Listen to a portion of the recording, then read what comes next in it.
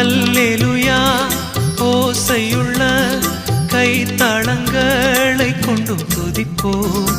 அவருடைய புது பாட்டை பண்ணிசைத்து துதிப்போம். அல்லேலூயா ஓசையுள்ள கைத்தளங்களை கொண்டும் துதிப்போம்.